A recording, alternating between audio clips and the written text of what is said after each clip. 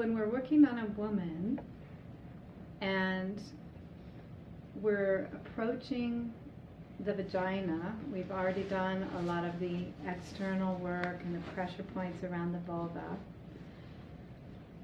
We want to enter the vagina in a way that's respectful and sensual and uses curving motions, snaking motions. You don't want to just poke into the vagina.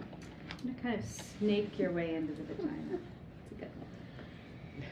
And it's really nice to get on the entrance of it and put your finger in a little way and then press to the side and then pull out. Put your finger in a little way, press and pull out, so that you're working around the clock doing this kind of opening move. You're stretching the entrance open like this. And after a while, it will start to open up and be more juicy, and then you want to start going in a little deeper with your finger, and again pulling out, and then moving over a half an inch deeper like this. So you're doing this movement like this and turning your hand about that pace is nice. And you can press pretty deeply into the vaginal walls. It's not a movement, you're actually massaging the walls of the vagina like this. And when you do that, you can get into all these ligaments and tendons that are inside the pelvis that connect to the legs and all the abdominal organs. So you can give a quite nice massage, internal massage. You can massage on the inside of the sacrum, you know, inside. You can get down there and work on all those nerves. And you can also do another move that's very nice to do inside is to do a sweep. And that's where you would go in at different depths. You can do it at different depths, but you go in and press and then just turn your hand while you're pressing.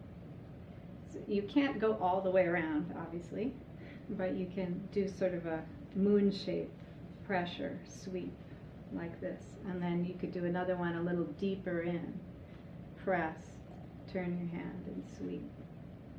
And that's a very nice feeling inside the vagina also. No, this is a healing massage, but is it stimulating as well? It looks rather... Yeah, parts of it are. Okay. Yeah, definitely can be very stimulating.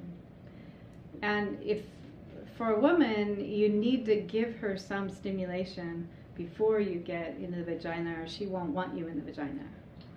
Because all of that erectile tissue around the vagina needs to be erect and ready, and it'll be much more comfortable for her to have something inside if she's already aroused. So we do a lot of work around the clitoris and the vulva first before we even start approaching the vagina. Another nice thing to do is going deep inside, probably as deep as you can get your fingers in, and you'll feel the cervix. And the cervix is like a little round, soft knob at the very deepest part of the vagina. It feels nice to just go around it, kind of nurture it. Remember, it reflexes to the heart. So it's like nurturing the woman's heart. And the uterus in general reflexes to the heart. It's like a woman's second heart, and a seat that carries a lot of her emotions and intuition. So it's just a very nice feeling. Plus there's some really deep nerves. The deep pelvic nerve goes to the cervix and the uterus. And a cervical and uterine orgasm is a mind-blowing orgasm. Really deeply moving, amazing orgasm. So circling around the cervix can be really arousing and really nice also. You put pressure on the cervix opening to the uterus? On the opening, not so much. It's kind of like around the edge of it. You know, if this was it, I'd be kind of like going around it. Like that, but it's much smaller than that. Yes, like that. Yeah.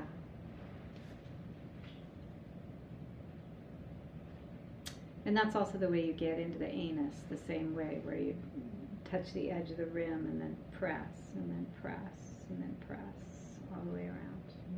And you loosen it up like that.